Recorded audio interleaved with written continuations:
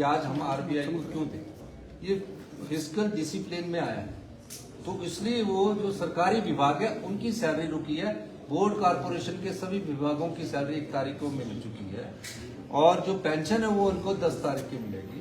और अगले महीने से हम प्रयास करेंगे, क्योंकि सरकारी कर्मचारियों की ईएमआई होती है, बच्चों की फीस होती है, इस चीज को ध्यान में रखते हुए कि हमारी जो ट्रेजरी है वो खाली ना हो और अगले महीने उनको पहले से ही सैलरी मिलने का प्रबंध किया जाएगा।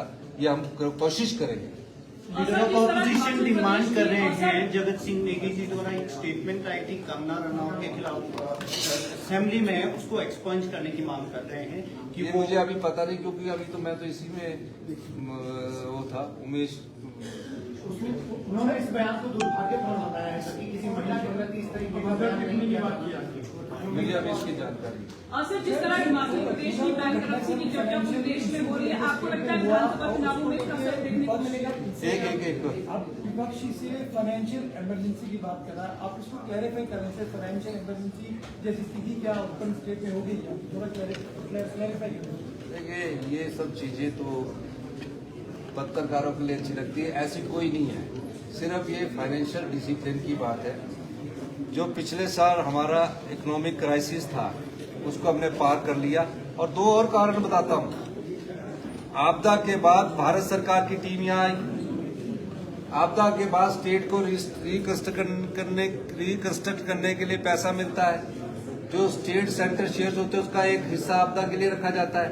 अभी तक हमने 9300 करोड़ रुपए का पीडीए ने पोस्ट डिजास्टर नीड असेसमेंट दिया, तो अगर वो हमें अभी तक नहीं मिला और जो एनपीएस के सरकारी कर्मचारियों के, जिसमें सरकारी कर्मचारियों का अंशदान है, हिमाचल प्रदेश सरकार का अंशदान है, वो 9200 करोड़ रुपया पेंशन रेगुलेटरी फंड के पास पड़ा हुआ है, वो नहीं मिला। एक और केस हमने जीता है, जिसमें बीबीएमबी का जो 2011 से पहले का एरियर है, जिसमें हमें अवार्ड हो गया 4300 करोड़ रुपया, वो नहीं मिला है, जिसकी 11 सितंबर को डेट लगी है। तो हम ये कहना चाहते हैं कि हम हिमाचल के अधिकारों के लिए और हिमाचल की जनता के लिए लड़ाई लड़ रहे हैं। अगर यही मिल जाए तो हम तो वैसे ही समृद्धशाली हो गए। क्यों रोका जा रहा है? जयराम ठाकुर जी दिल्ली जाते हैं और रुकवा के आ जाते हैं कि अभी कुछ समय के लिए इसको रोका जाए। मेरा ये मानना है कि हम सब लोगों को प्रदेश के हित में, समाज के सभी वर्गों को प्रदेश के हित में अगर कहीं थोड़े कड़वे फैसले लेने पड़ते हैं तो हमारी युवा पीढ़ी का भविष्य सुनिश्चित होगा, हमारे बच्चों को अच्छी शिक्षा मिलेगी, हमारे हेल्थ के संस्थान अच्छे होंगे और तब हम इस प्रदेश को आत्मनिर्भर बना सकते हैं और गरीब की आवाज के पास हमारी आवाज पहुंचेगी, गरीब के पास विकास की रोशनी पहुंचेगी। अब आपदा प्रभावित में 22,000 परिवार सड़कों पे आ गए।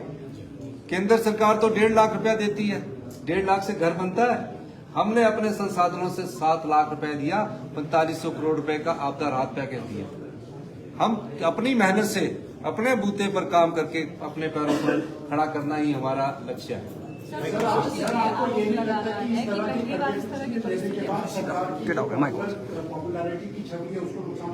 देखिए, हमें जनता की सेवा करनी है। मुझे ये नहीं देखना कि मैं कितना पॉपुलर हूँ। हमको जनता ने सेवा का मौका दिया, दोबारा मौका दिया है। जिस प्रकार से इन्होंने अभी हमारी सरकार गिराने की किया तो जनता ने मौका दिया और मैं सच्चे मन से हम लोग जनता की सेवा करना चाहते हैं। हमारी सरकार के मंत्रिमंडल और विधायक सभी सच्चे मन से सेवा करना चाहते हैं। आज आप हॉस्पिटल में जाइए, क्या हाल है हॉस्पिटल में? आपसे पूछता हूँ, कैजुअलिटी में जाइए, एक बेड पर 2 लेटे हुए हैं। एक नर्स को 12 पेशेंट देखने पड़ते हैं। वो बेचारी नर्स 12 पेशेंट कैसे देखेगी? क्योंकि आपने सुधार किया ही नहीं। जितने आपके समय में 5 साल में जो बच्चे लगने चाहिए थे वो सब कोर्टों के चक्कर काट रहे हैं। ये गवर्नेंस नहीं थी। अच्छे शासन के लिए अच्छे प्रशासन का भी होना जरूरी है और पॉपुलरिटी वो देखते हैं जो चुनावों की फिक्र करते हैं। हम जनता की सेवा की फिक्र करते हैं, हम इसमें हैं। तो धन्यवाद।